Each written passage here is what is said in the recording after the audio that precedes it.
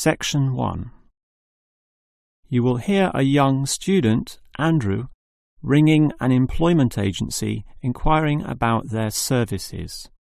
First, you have some time to look at questions 1 to 7.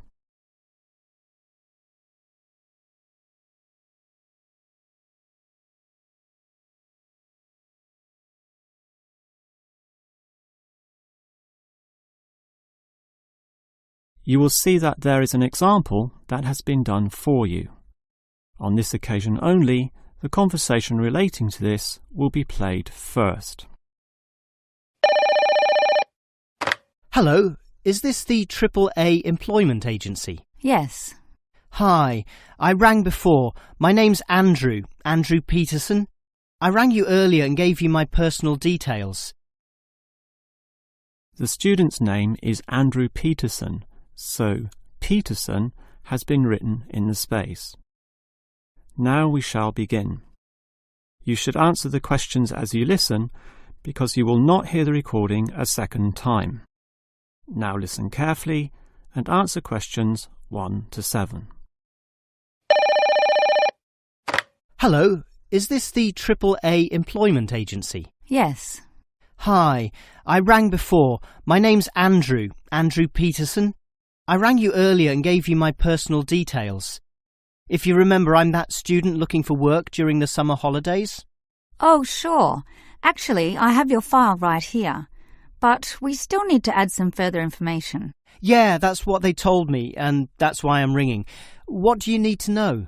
Well, we have to know your main level of education. It's a degree, I suppose. Yes, but I'm still doing it in engineering. It's quite interesting. Some of my friends are studying computing, though, so I'm interested in that also. Well, I'll just write in your main degree subject, engineering. We usually have a demand in computing, though. Have you worked with computers before? No, I just do some programming for fun at the university, but I almost got a job as a computer designer once. Actually, the only job I've ever had was as a car salesman, believe it or not. Well, at least you've had experience dealing with customers. What about hobbies, though? Sometimes they can help develop useful skills. In my free time I don't do much, mostly study. I play chess occasionally at the university chess club. That's right next to the tennis courts, but I'm not interested in that. Chess helps develop analytical skills, so I'll put that down. Of course, it's your main skills that employers want to know about. What would you say they are? Well, I'm in my 3rd year now, studying electrical machines and generating systems, but I'd say electronics is my best skill, much better than, say, my machine skills, which aren't so good, actually. Okay, machine skills are in demand, but so too are electronic ones, so we might be able to find you a part-time job in that field. But what sort of money do you expect to get? Oh, anything, really. I'd want the standard payment, let's say. What's normal? 1,000 a month? 1,500? I'll just put $1,200, okay? That's fine by me. When can you start? Say, within 2 days? Easily. Actually, less. In fact, just give me a ring and I'll be able to start immediately. Although I admit it'll take me a few days to get used to getting up early in the morning. Okay, that's just about it. Unless you'd like to add anything else which may help with your application? Not really. I ride a motorbike, but that's unimportant. I'm friendly, but every applicant claims that, right? I can speak another language. Ah, that might be useful, depending on the language. Is it Chinese? A Chinese speaker would go down well. Spanish, I'm afraid. You see, I grew up with some friends who came from South America. Okay, I'll write that down, but I don't think it will help that much, sorry to say. Before you hear the rest of the conversation, you have some time to look at questions 8 to 10.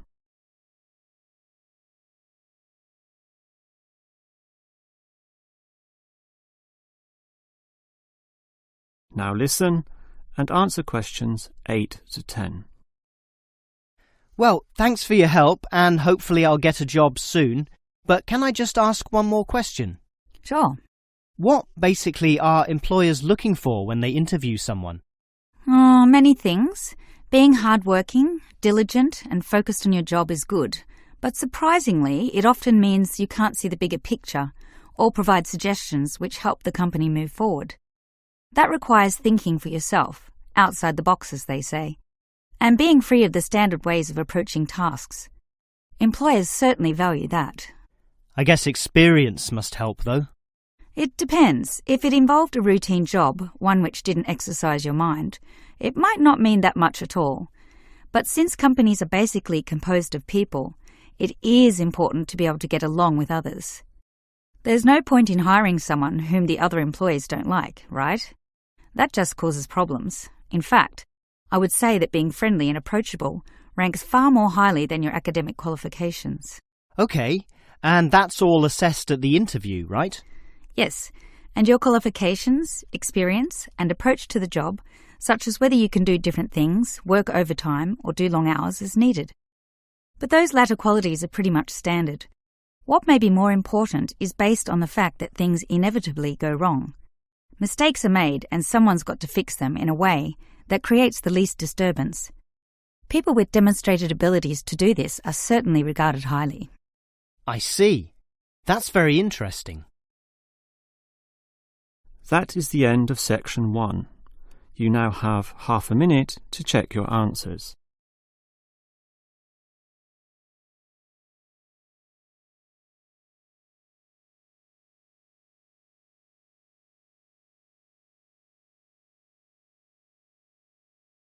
Now turn to section 2. Section 2. You will hear the manager of the fitness centre giving information about the centre to some new customers. First, you have some time to look at questions 11 to 15.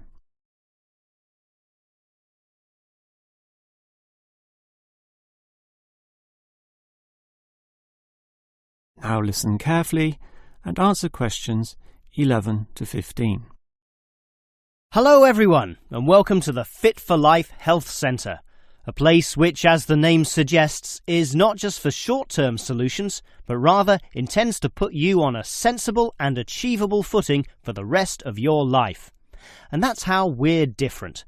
For example, we could immediately put you on a harsh exercise program, expecting you to work out every day, but such a plan would see you quickly lose interest. That's why the initial step is a 1.5 hour consultation in which your lifestyle, current situation, and long-term goals are all thoroughly analysed. Now, an important part of this consultation involves analysing what you eat. There's no point exercising here and losing weight, then putting it all back on later. You will need to show self-control and discipline in your diet, and we'll work on that. Similarly, we'll put you on an exercise regime suitable for your level of fitness. So that will involve a test where we will take you through some activities, then measure your heart rate and blood pressure to determine how fit you are. This will be monitored during every subsequent consultation, along with your exercise schedule, and that occurs monthly and not half-yearly, as with many other centres. As to our actual exercise machines and programs, you will have to decide whether it is muscle mass, stamina, or general fitness that you want to develop. Think about which of these 3 you want to target, and we'll design a specific program for you. But remember, bulging muscles aren't necessarily suitable for everyone. Sometimes it's better to think in terms of 2 simple concepts: muscle definition and stamina, or, if you are female, being fit and healthy, in both mind and body. Before you hear the rest of the talk, you have some time to look at questions 16 to 20.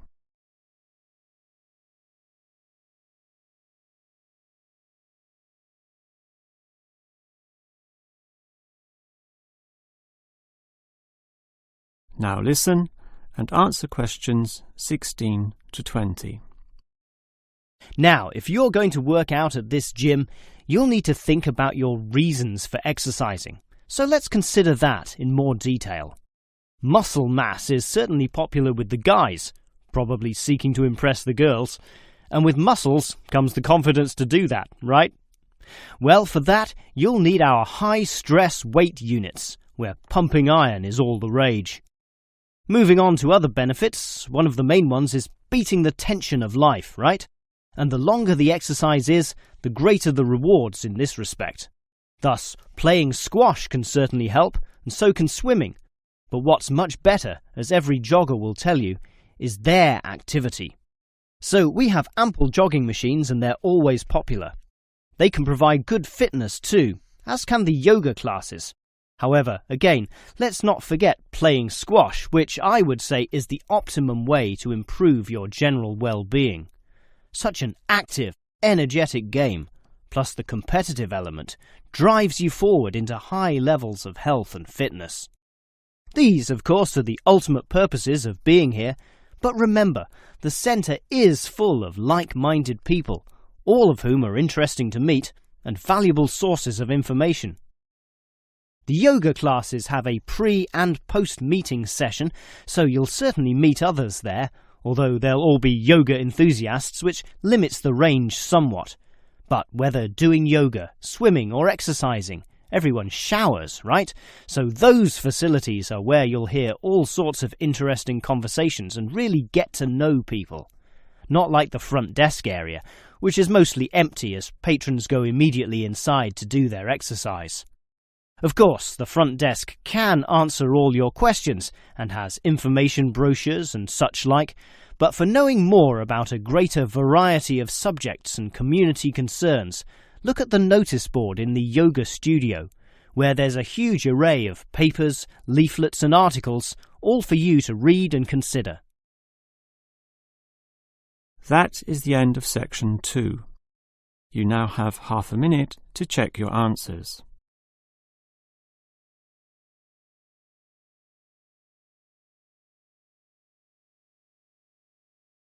Now turn to section 3. Section 3. You will hear 2 faculty directors talking about which person in their university to promote.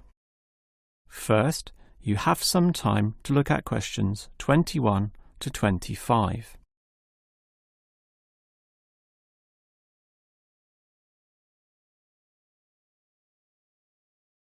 Now listen carefully and answer questions 21 to 25. OK, we've got to decide who to promote to leading education officer. Someone from the arts faculty, I suppose. Well, it can be from any faculty, since the position requires more general skills. Handling personnel, settling disputes and motivating them to focus on the task. It was the last position which involved computer knowledge, not this one. Surely computer knowledge would help. So too would knowledge in the arts. Sure, it would help, but the key criterion is being able to direct the staff appropriately. So it doesn't matter then from which faculty we select our candidates?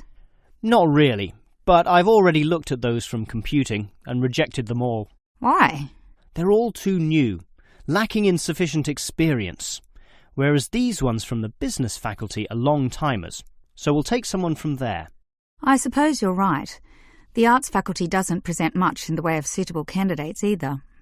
But we'll still have to train the person, teach the ropes, as they say, and he or she will have to expect to do overtime as needed.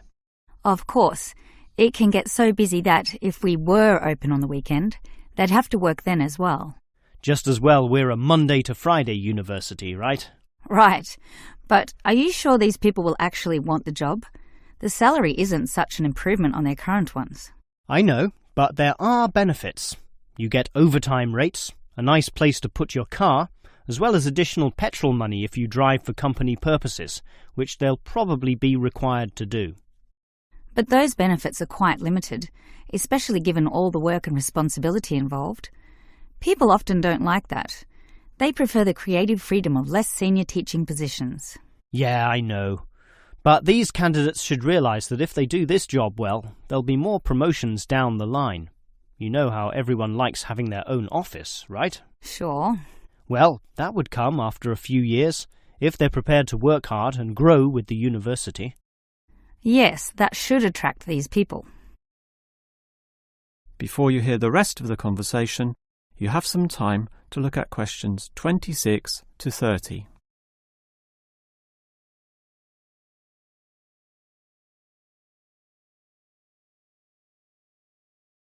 Now listen and answer questions 26 to 30. Well, that's enough talk about the job. What about the actual candidates? How many do we have? I've narrowed it down to 4. Just using their first names, that's Stephen, Abdul, Lek and Oscar. As you said, there's quite a bit of experience between them, about 34 years in all. What's the exact breakdown of figures? Abdul and Stephen both have 7 years. Lek has 1 more, and Oscar is the most experienced at 12. But who's the most qualified? Stephen and Abdul have an MBA. Oh, sorry, Abdul's got something called a MBP, some foreign thing which translates as Master of Business Practice. I'm not sure what that is, but does he do the job well? Very well, apparently. Better than Lek and Oscar, who hold a degree and some certificates respectively. But we have to think about any drawbacks. You know, possible issues with any of them. I asked the respective deans for feedback, and I found out that Stephen, the younger one, drinks a bit. So he has a problem with alcohol? No, he never drinks to excess, but at the bar he's often expressed his intention of moving on, of teaching abroad. He's not stable. Not stable at all, apparently. We'll never know for how long he'll hold the job. We need stable personnel, and people without family problems or sick relatives like the last guy we promoted. What about Abdul, then? Will he do? He might do, except his English language ability is limited. It's functional, but a bit broken, and meaning is sometimes lost. That's not the problem with the next candidate, Lek, who has good language ability, but this job involves handling people, and his dean says Lek's attitude is bad. In what way? His manners are okay, and he's interested in his job, but he believes there should always be adequate leisure in life. He definitely won't work overtime and complains a lot already about his job. But this last candidate, Oscar, is probably not the right one either. Why not? Not another problem with language. His first language isn't English, but he speaks it well enough. He's stable with a good attitude, but his age is the problem. Age is not a problem. That would be ageism, and I don't believe in that. But with his age comes health problems as well, and serious ones at that. Oh, that might be an issue then. That is the end of section 3. You now have half a minute to check your answers.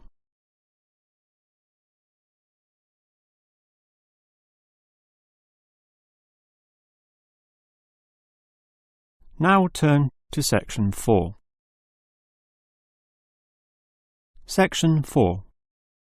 You will hear a lecturer talking about caves. First, you have some time to look at questions 31 to 33.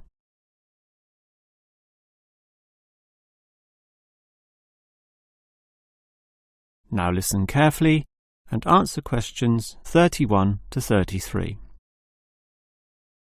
If there is one natural feature which has long fascinated man, it is caves, those natural underground spaces into which people can enter. No known cave in the world can exist without it being extensively explored.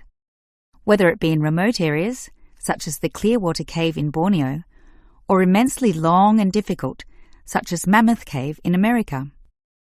Or perhaps the most challenging, those caves below the water table, full with water, in which case the exploration is known as cave diving. Whatever the case, if the caves are known, as complex and difficult as they usually are, they will be explored. The formal name for the study of caves is speleology, and involves many disciplines such as chemistry, geology, biology, and cartography, or the science of making accurate maps, since the largest caves can be hundreds of kilometres long and highly complicated. If the exploration is just for fun, the activity is known as caving. But with the difficulties and dangers involved, The average caver is often involved with one of these speleological sciences. As for the number of caves in the world, research suggests that only a fraction have been found and documented, mostly in the areas in which caving has long been a popular activity, such as in America, France, or Australia. China, for example, has huge areas of limestone bedrock, prime material for cave formation, and logically must contain among the largest number of caves in the world. Yet only few are documented due to the lack of interest in caving there. Thus, as exploration continues, new caves will be discovered, and it is likely that the numbers could radically change in the future. Before you hear the rest of the lecture, you have some time to look at questions 34 to 40.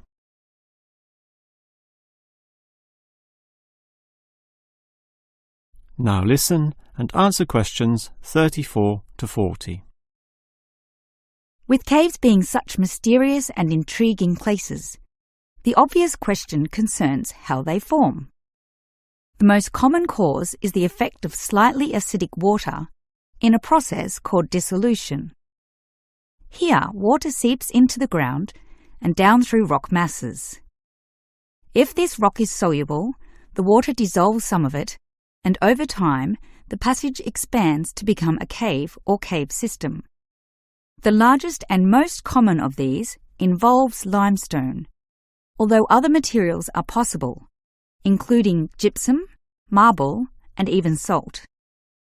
Now, if the cave is formed at the same time as the rock, it is called a primary cave, and the most common of these are lava tubes. When lava from volcanoes flows downhill, the topmost surface cools and solidifies first, leaving the hotter lava to continue to flow beneath. If most of this eventually flows out, a hollow tube is left. The country, Iceland, has some excellent caves of this type, and even far-flung Australia has a few. Finally, there are sea caves, formed from waves pounding into coastal cliffs and eroding into fault lines or softer rock. These caves are usually the shortest, about 50 metres at most, since the erosive action of the waves can only reach a certain distance. However, it is limestone caves which will always be the most interesting. This is due to the presence of limestone formations. As the groundwater seeps downward through the ceiling of the caves, it encounters a different pressure and temperature, causing it to deposit a small amount of its dissolved calcium carbonate. Over time, through the action of millions of drops, this deposition process results in ever-growing masses, known as stalactites, if hanging from the ceiling, or stalagmites, if growing from the floor.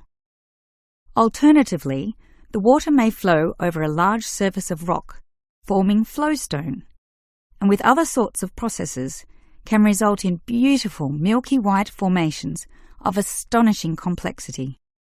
One of the best examples of this, as well as of what surprising discoveries may yet await, is the Lechu Gila Cave in New Mexico. In the 1950s, some cavers heard the sound of wind underneath some large boulders on the cave floor, a clear sign of a deeper passageway. It took until 1984 for a group of cavers to gain permission to start digging, and 2 years later, in 1986, they broke through into a walkable passageway, unlocking one of the longest cave systems in the world, the deepest in America, and some of the most beautiful formations ever found.